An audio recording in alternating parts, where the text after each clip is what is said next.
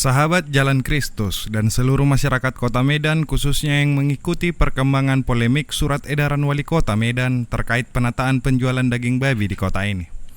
Hari ini kita tidak sedang membicarakan sekedar demonstrasi atau aksi massa.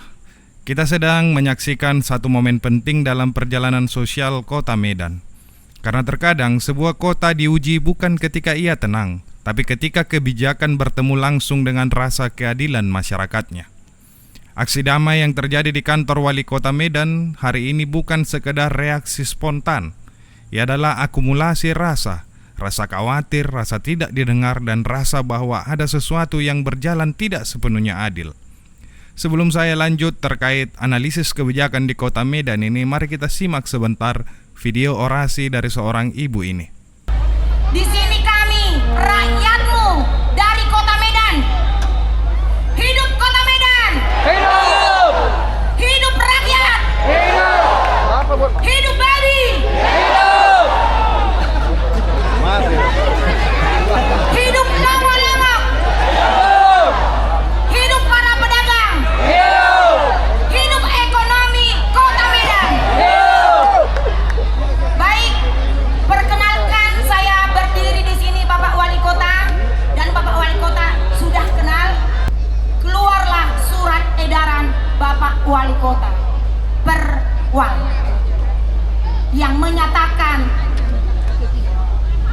diskriminatif. Kenapa saya bilang diskriminatif? Ada tulisannya non halal. Hello. Halo! Babi itu tidak non halal, Bos. Ya, Bos! Babi itu, daging babinya Enak! membuat rakyatmu ini cerdas, pintar, dan sehat. Setuju? Setuju! Sebelah kiri setuju? Setuju!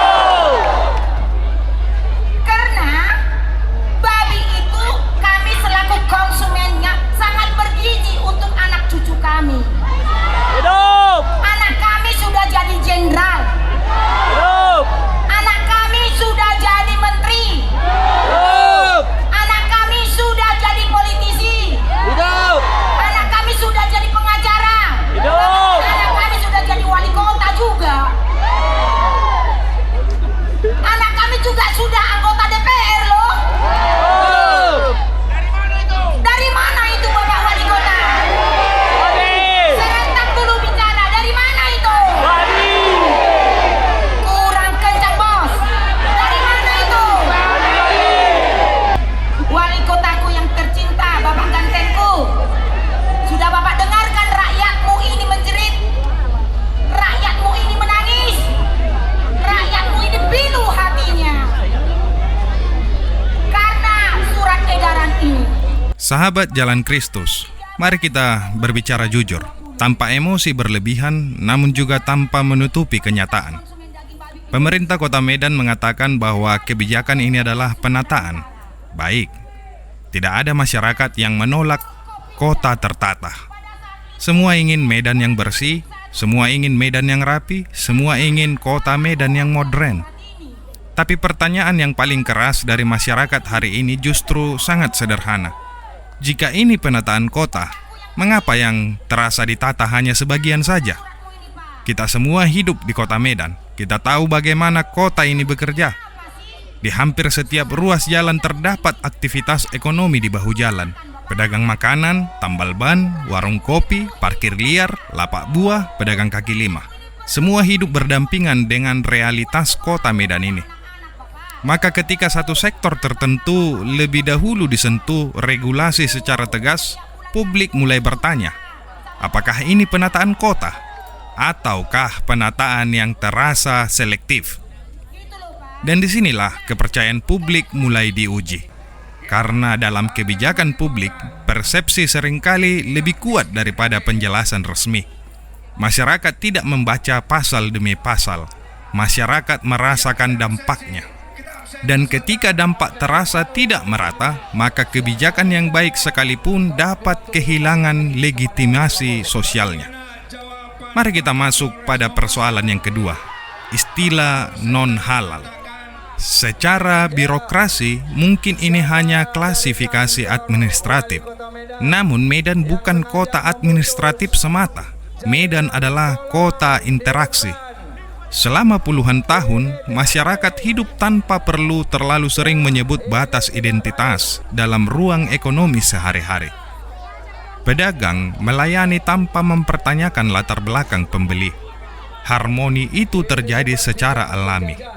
Ketika istilah non-halal masuk secara resmi dalam pengaturan ruang publik, sebagian masyarakat mulai merasakan perubahan psikologis. Bukan karena istilah itu salah secara hukum, tetapi karena bahasa memiliki daya sosial. Bahasa dapat mengelompokkan, bahasa dapat memberikan jarak. Dan kota majemuk seperti Medan sangat sensitif terhadap sekat-sekat baru.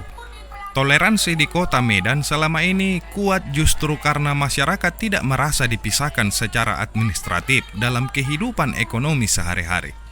Inilah kekhawatiran yang sebenarnya.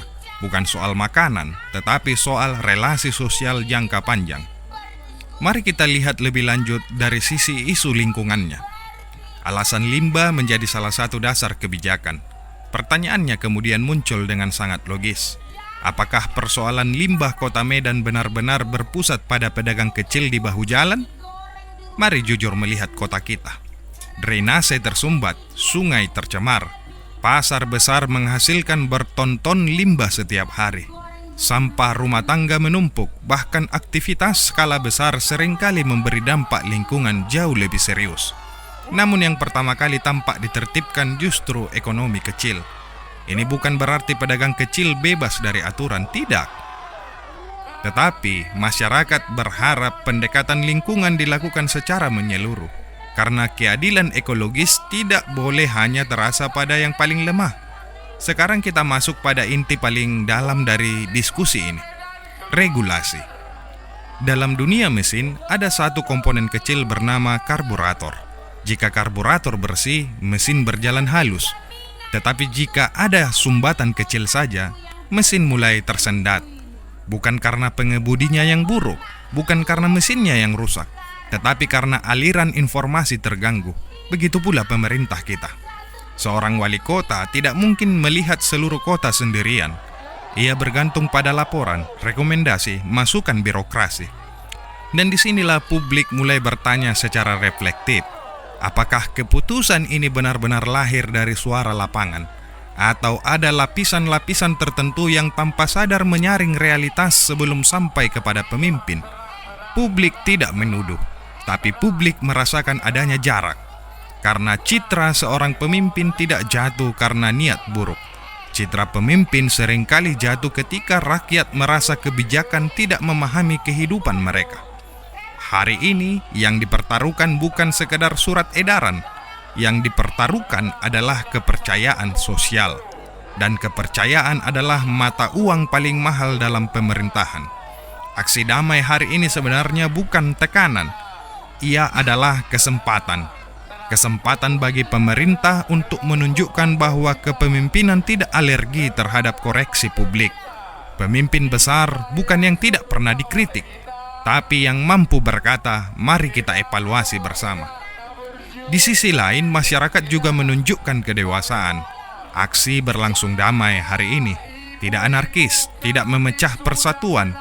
Ini penting, karena aspirasi ekonomi tidak boleh berubah menjadi konflik identitas. Medan terlalu matang untuk jatuh pada perpecahan seperti ini.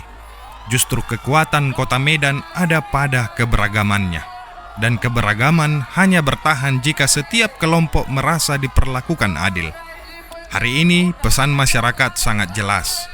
Kami tidak menolak penataan. Kami hanya ingin ditata secara adil. Kami tidak menolak aturan. Kami hanya ingin didengar sebelum aturan berdampak pada hidup kami. Dan mungkin inilah momen refleksi terbesar bagi kota Medan, mengingat 1 tahun kepemimpinan wali kota kita, bahwa pembangunan kota tidak cukup hanya dengan regulasi.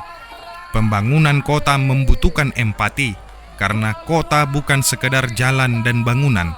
Kota adalah manusia yang hidup di dalamnya. Jika kebijakan mampu menjaga keteraturan sekaligus melindungi ruang hidup rakyat kecil, maka Medan akan melangkah maju tanpa meninggalkan siapapun. Namun, jika jarak komunikasi terus terjadi, maka kebijakan kecil apapun dapat terus memicu gelombang sosial berikutnya. Pada akhirnya, pertanyaan bagi kita semua sederhana.